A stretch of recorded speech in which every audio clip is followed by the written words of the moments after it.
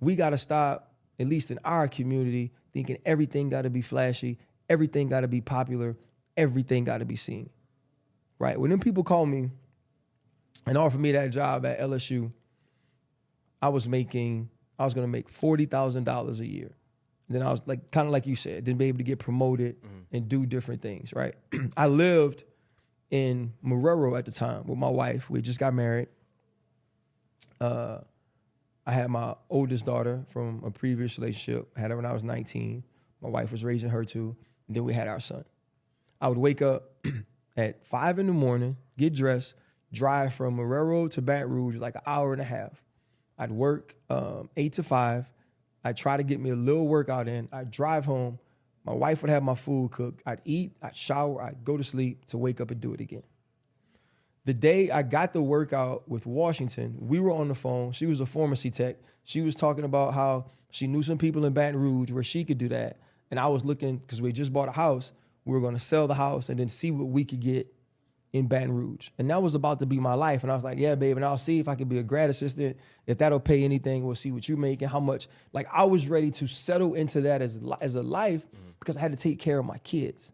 And I had to take care of my wife. And I was all right with that. And I literally said, like, I got a book, Power Over Praying Husband, when I got married.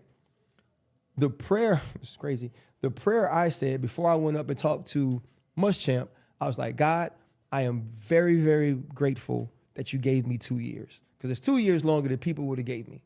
Because as an undrafted guy. I said, and only if you see fit, I was like, I just love another chance. I'm walking from upstairs with Muschamp, and my agent calls me to tell me about the tryout, right? I don't make it. There's a dude that runs a 4.3 at the tryout. Who runs 4.3 off the street? He fails his physical, his old school phones. My phone's not working in the airport. They're trying to call me to come back. I almost passed out at the first practice. Now we know I have sickle cell trait and it's advanced, but I didn't know. I have that too, actually. Yeah, middle of the practices, coach comes up to me like, man, like they're going to bring people in to work out tomorrow. Like, you got to do something at this practice. I get 2 picks. They keep me. Watching the first cuts, my name's the last cut. They hadn't even called me. Didn't even tell me I was cut. I bring my bags over, and I remember my wife, she's from New Orleans, black woman. She don't be playing. She cussing. That's mother effing wrong, right? She fired up because I'm her baby. Like, I'm her husband, right? And I was like, nah, babe. I said, when I said my prayer, I said, all I asked for was a chance. At the time I was reading Job. I was like, all I asked for was a chance. I said, he gave me that, right? And so, like, I was done. Like, I was comfortable because I prayed for it. I got it. My mind, you're not good enough. Like, it ain't for you. I was ready to go back to LSU. Go back in. Greg Williams calls me in and says, if we pick the teams today, you would make the team. Like, he's pissed off, right? Like, imagine, bro, like, if I go crazy, you know what I'm saying? I didn't ask God for this one thing. He gives it to me, and I'm still ungrateful as hell, right? You fast forward to that 11 years later, man, I played 13 years. I was an 11-year starter. You know, I played with Shaun. I played with Troy. I won a Super Bowl. I played for Mike T. Like, all of these things, bro. And it all goes back, at least to me, that I was willing to work at LSU. And what I was doing was I was calling my friends who had actually made it to, like, send them, like, the boxes and all that and make sure they was good when they came back. Like, that was my job.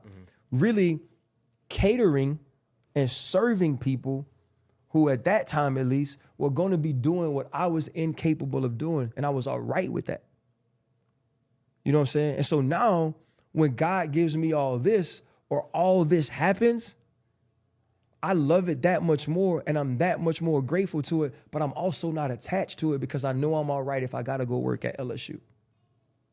What we got to teach our folks that play this game, that grow up like us, is that it's all right to get a $40,000 job if it's an honest wage and you got a woman that loves you or you got a family that supports you and you're willing to do that. Because then if you get this, if you can walk through airports and people want to take pictures or if people want to come debate you about sports all the time, even though they don't know jack crap, right? If you get there, you can handle that better because you're okay with not having it.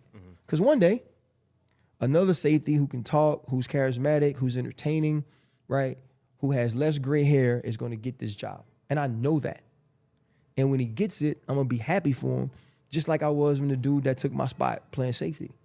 And if we don't get into that mindset to where things are what we do, not who we are, then we'll never be grateful for what we have.